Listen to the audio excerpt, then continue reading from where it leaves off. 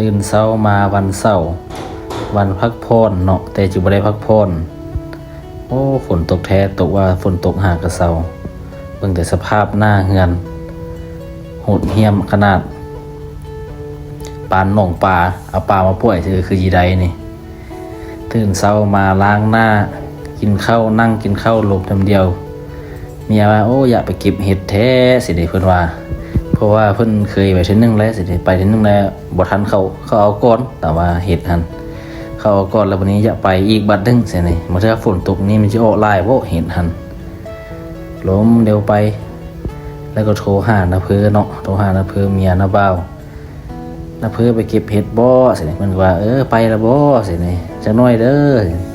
เพิ่นก็มาหาอยู่เฮือนเกียมออกไปเอารถจักรไปเนาะ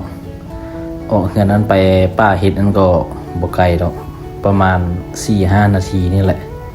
ทางก็เปื้อนทางหญ้าไปก็ได้นะเบิ่งแต่สภาพว้าวเลยเหาะแท้เหาะว่ะสภาพทางฝนหากระเซา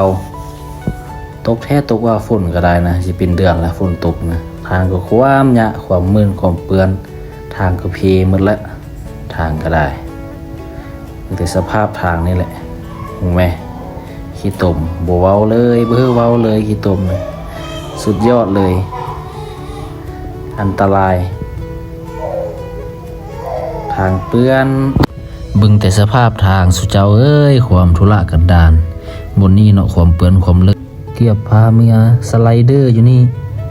แล้วก็รอดไปได้เนาะถือว่ารอดไปได้ดีไปนำทางไปนั่นแหละซุ่มวิวไปพร้อมมีทั้งหมด4คนเนาะไปนำเดียวเนาะมีน้าเพื่อนนี่กับหลานเนาะหลานลูกน้าเพื่อนแล้วก็มีเฮาเองแล้วก็เมียไปนำขึ้นมาฮอดนี่เราจิใครจะฮอดแล้วว่ามันอยู่ป่าบิ๊กเนาะบนเห็ดเนาะเห็ดนั้นมันเห็ดตอกแห้วสิบ่ตามเพิ่นว่าเพิ่นพากินเนาะ